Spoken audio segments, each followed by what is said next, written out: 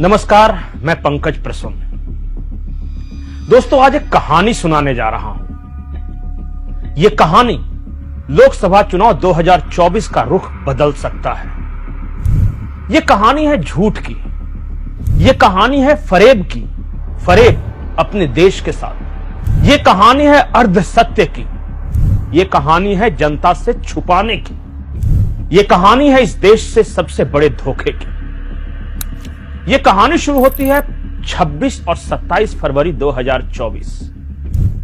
अचानक न्याय यात्रा को बीच में छोड़ राहुल गांधी ब्रिटेन रवाना हो जाते हैं। क्यों रवाना होते हैं? हंगामा हुआ तो जवाब आया जयराम रमेश का। जयराम रमेश ने बताया कि राहुल गांधी कैम्ब्रिज में भाषण देने गए हैं। राहुल गांधी ने लैंड किया, उसकी तस्वीर आई। राहुल गांधी देश वापस आए, उसकी तस्वीर आई। लेकिन तमाम मीडिया और बीजेपी के शोर के बावजूद राहुल गांधी का भाषण या कैम्ब्रिज में कोई प्रोग्राम, इसकी कोई झलक दिखाई नहीं दी। तो आखिर राहुल गांधी इन 2 दिनों में कर क्या रहे थे? क्योंकि भाषण की कोई तस्वीर कांग्रेस के मीडिया पेज पर भी नहीं थी, जबकि राहुल गांधी के छोटे छोटे कार्यक्रमों की तस्वीर है। हम बताएंगे कि राहुल गांधी उस विदेश यात्रा में क्या कर रहे हैं।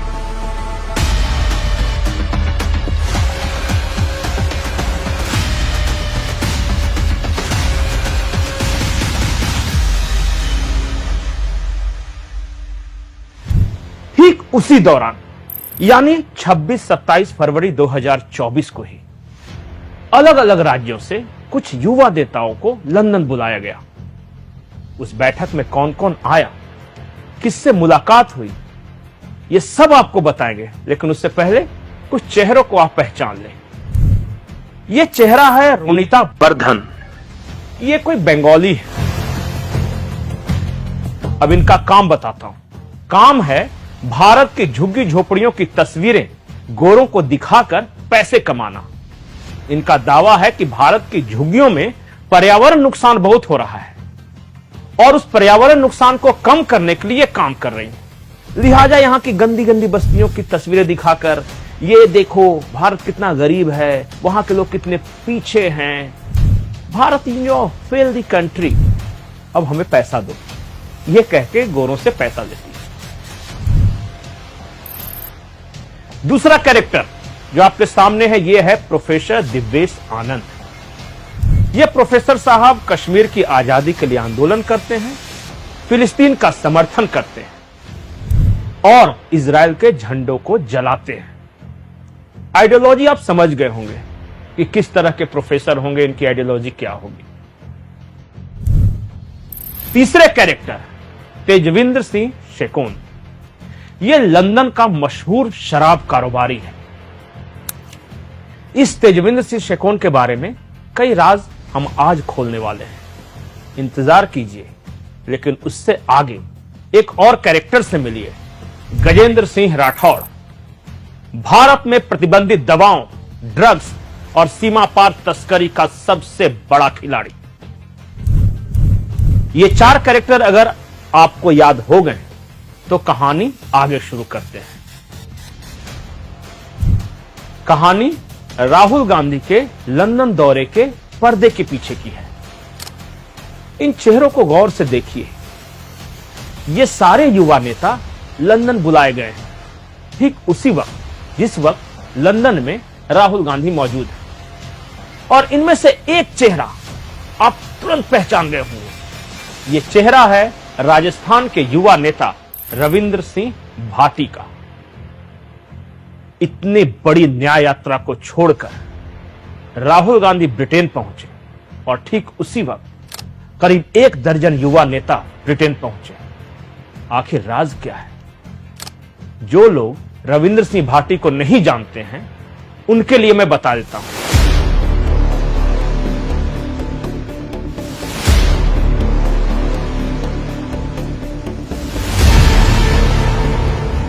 राजस्थान के शिवसेना निर्दलीय विधायक, लेकिन रविंद्र सिंह भाटी की कहानी कुछ अजीब है। बड़ी जल्दी सफलता के शिखर पर यह चढ़ गए।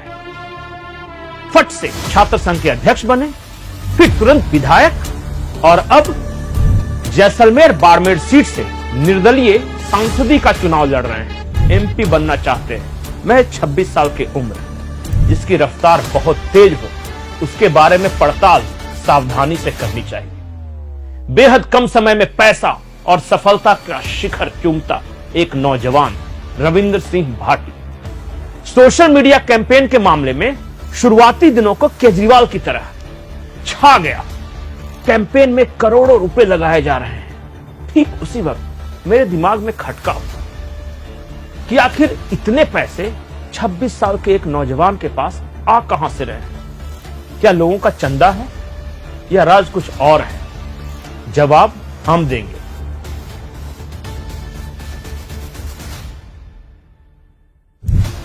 पर क्या रविंद्र सिंह भाटी की कहानी उतनी है जितनी जनता जानती है, या इस कहानी के पीछे कुछ गहरे राज हैं? अब राहुल और रविंद्र सिंह भाटी एक साथ लंदन में क्या कर रहे थे? अब देखिए ये तस्वीर। मैंने आपको बता दिया है ये रोमिता है और रविंद्र सिंह भाटी के साथ रोमिता की ये तस्वीर वायरल है। रोमिता ने रविंद्र सिंह भाटी की पूरी यात्रा की जिम्मेदारी ली थी। सारी व्यवस्था यही लेफ्टिस्ट बंगाली महिला देख रही थी। आखिर लेफ्टिस्ट आइडियोलॉजी वाली बंगाली महिला राजस्थान के बाड़मेर जैसलमेर के युवा की यात्रा का पूरा खर्च क्यों उठाएगी? जो महिला भारत की झुग्गी झोपड़ियों की तस्वीरें बेचकर गोरों से पैसे कमा रही हो, वो राजपुताना की शान रविंद्र भाटी पर इतनी मेहरबान क्यों? अब दूसरी तस्वीर देखिए।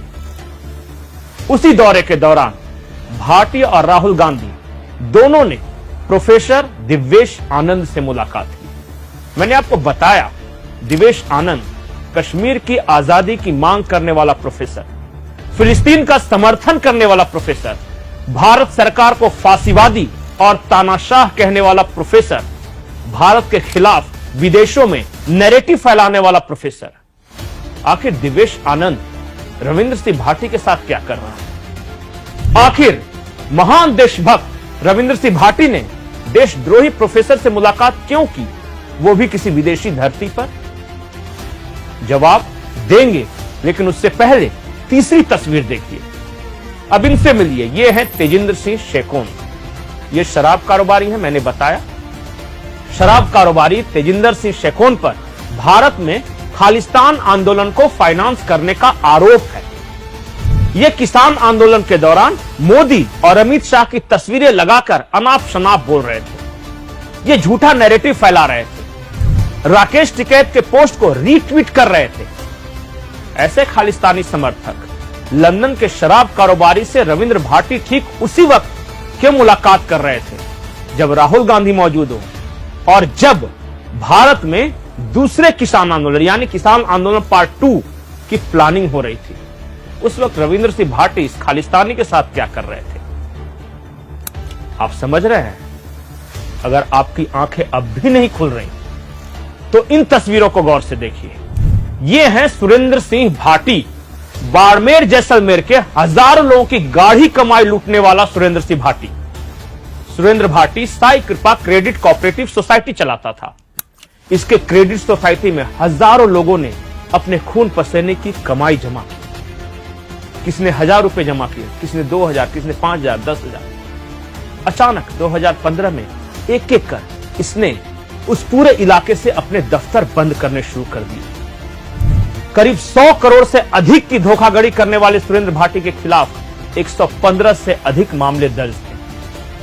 हैरानी की बात है कि महान देशभक्त राजपुताने की शान रविंद्र सिंह भाटी फरार मुजरिम और घोटालेबाज सुरेंद्र सिंह भाटी के साथ क्या कर रहे हैं? लंदन में उनसे मुलाकात क्यों कर रहे हैं? अगर आपको अब भी पूरी कहानी समझ में नहीं आई तो बता दें कि सुरेंद्र भाटी की पत्नी उषा कांग्रेस से सम पंचायत समिति की प्रधान थी। तो कुल मिलाके कांग्रेसी उससे मुलाकात रविंद्र भाटी की, वो भी तब जब राहुल गांधी भी लंदन में मौजूद हो। एक बात और बताऊं, सुरेंद्र भाटी के भूमिगत होते ही इनकी पत्नी यानी उषा भी लोगों के सामने नहीं आती थी।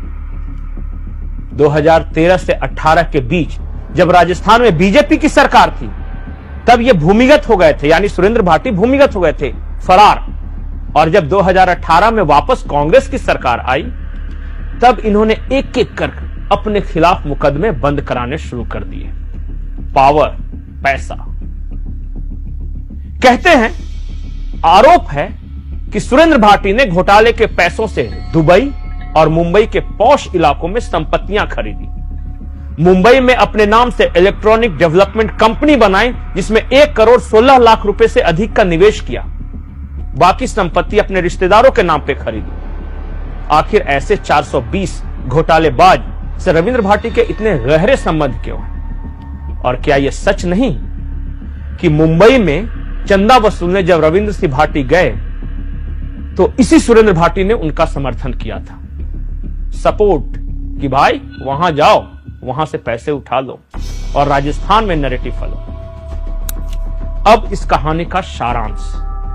गुजरात में कांग्रेस ने एक वक्त 3 युवाओं को तैयार किया था, हार्दिक पटेल, जिग्नेश मेवानी और अल्पेश ठाकुर। यानी गुजरात के पटेल, दलित और राजपूत युवाओं के बीच असंतोष फैलाकर भाजपा को नुकसान पहुंचाना मकसद था। तमाम फंडिंग के बावजूद वो आंदोलन असफल रहा। फिर प्रयोग हुआ तेलंगाना में। एबीवीपी के रेवंत रेड्डी को लेकर प्रयोग सफल रहा। आज वो मुख्यमंत्री हैं तेलंगाना के। अब बारी आई लोकसभा चुनाव 2024 की और प्लान वही है, एबीवीपी बैकग्राउंड के एक ऐसे युवा को पिक किया जाए जिसकी जाति के अधिकांश लोग भाजपा के समर्थक हैं। अब ये रविंद्र सिंह भाटी राजस्थान और गुजरात में राजपूतों के बीच असंतोष को हवा देकर बीजेपी के खिलाफ माहौल बना रहे हैं। ये बीजेपी के ऑफिशियल कैंडिडेट के खिलाफ निर्दलीय खड़े हो रहे हैं। भाजपा के कैडर वोटर राजपूतों के बीच बंटवारा करना और कांग्रेस को फायदा पहुंचाना मकसद है। और सबसे बड़ा सवाल कि इस तरह के लोगों से फाइनेंस लेकर जिनका कैरेक्टर ड्यूबियस हो, यानी जिनकी देशभक्ति पर संदेह हो, जो भारत के खिलाफ विदेशी धरती पर प्रचार कर रहे हो, जो तस्करी कर रहे हो, जो नकली दवाएं सप्लाई कर रहे हो, जो यहां यानी बॉर्डर इलाके को नुकसान पहुंचाना चाहते हो, उनसे चंदा क्यों लेगा कोई? याद रखें, राजस्थान की 16,000 छत्राणियों ने देश धर्म की रक्षा के लिए जौहर किया था। उस महान राजपूत परंपरा का रक्षक क्या तस्कर गाजी फकीर के सिंडिकेट के साथ हाथ मिलाएगा? सिर्फ जाति के नाम पर एकजुट होने वालों से सिर्फ एक सवाल है मेरा। राजपूत तो पृथ्वीराज चौहान भी थे और जयचंद भी। आप किसका साथ देंगे?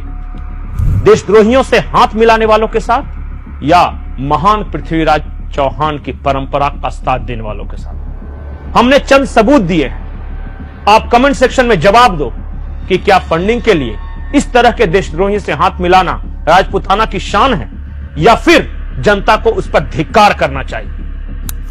सवाल राजस्थान की जनता से है कि क्या ये तस्वीरें झूठ बोल रही हैं, और अगर ये तस्वीरें सच्ची हैं तो आप जवाब लीजिए कि इस तरह के लोगों के साथ तुमने हाथ क्यों मिलाया, क्यों मुलाकात की?